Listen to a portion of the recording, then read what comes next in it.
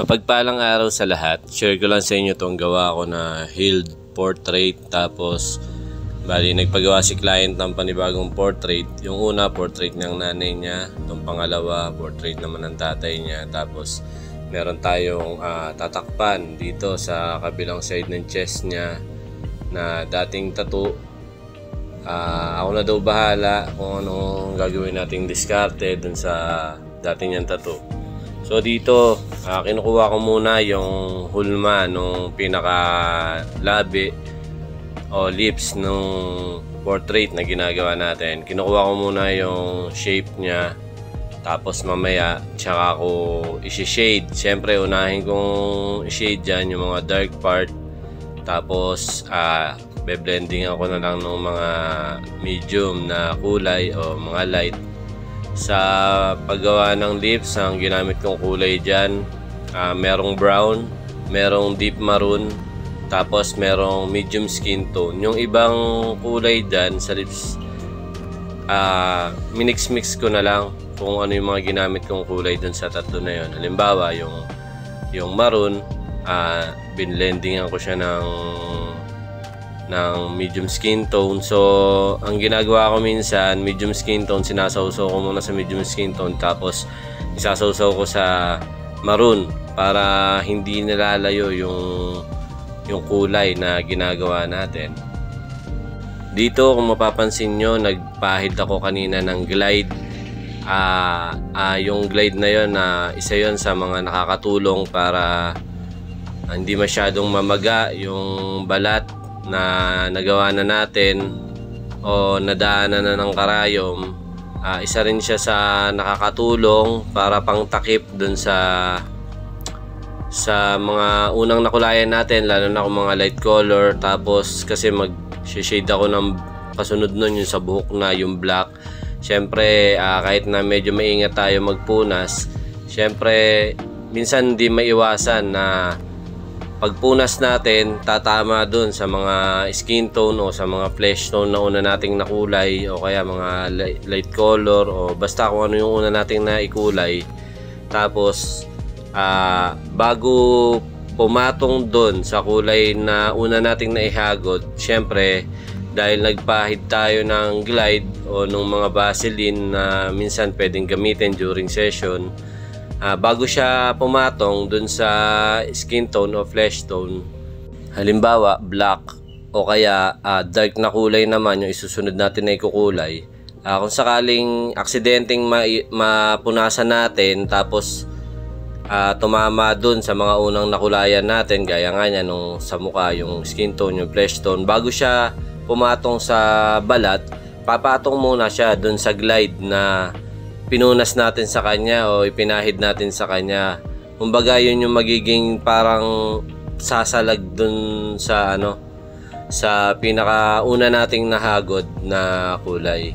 Kaya hindi kaagad siya mahahawaan. Isa rin po yun sa mahalagang gawin natin pagka nagtatattoo tayo. Kailangan natin ng mga ganon, ng mga glide, tapos yung o kaya yung Vaseline. Pero hindi po nating pwedeng ipanggamot sa tattoo yung mga ganon, yung Vaseline. Siguro po yung glide, depende po sa halo niya, yung sa mga ingredients na ginamit sa kanya. Pwede po yun, kasi yung sa akin pwede po galing po sa sponsor natin yan from Glide Tattoo Products kay Ma'am Chicolette Radovan. Yun po yung gamit natin na pwede siya sa during session. Habang nagtatattoo, pwede po siyang gamitin. Pwede rin naman po gawing aftercare yung glide na produkto ng Glide Tattoo Products. So, ito yung background na po yung ginagawa natin. So, dito sa background, bali nag-freehand lang po ako. Kasi sabi ni client, ako na daw bahala kung paano ko didiskartehan yung tattoo niya, lalo na dito sa pinapatakpan niya. Ito yung dahon na to, tapos merong mga pine tree na design. So nagpasingit lang ako dito sa gitna ng parang sunset, tapos merong couple dyan na nasa gitna. parang yun yung nanay at saka yung tatay ni client na pinagawa niyang portrait. Yun nga po yung nasa sunset, yung babae tsaka yung lalaki. Yun lang po yung yung nilagay natin para kahit pa paano magkaroon ng detail sa part na yon, kasi halos matatabunan ng shading lahat So dito ang gamit ko dito light wash lang, talagang light lang siya. Gamit ko sa wash na to yung 2 drops, tapos pinuno ko siya ng witch hazel o solution. Tapos ang diskarte ko dyan, sinawsaw ko muna sa light wash, tapos sinawsaw ko pa sa hugasan para mag light pa siya ng husto. Dito naman sa kulay nung pinaka langit o nung sky, tapos eto bali maghahabol tayo sa may cover up. Ang ginawa natin, sinundan ko lang yung kulay nung unang tattoo niya na kailangan nating baguhin o kailangan nating matakpan, kasi ang importante matakpan talaga natin siya, kasi sabi sa akin ni client, merong merong ibig sabihin yung unang tattoo na yan, kaso kailangan talagang takpan. Kaya ang importante rin dito sa ginagawa natin, matakpan talaga yung unang tattoo niya.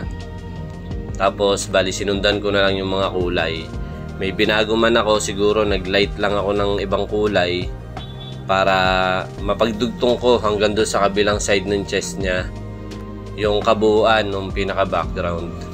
So eto ang ginamit ko dito mga needle sa portrait: 3RL, 9M1, 9RM, 15M1, 15RM, tsaka sa background naman gumamit tayo dyan ng 23M1 para medyo mas malapad at mas madali nating ma-shade yung size nung pinaka background na.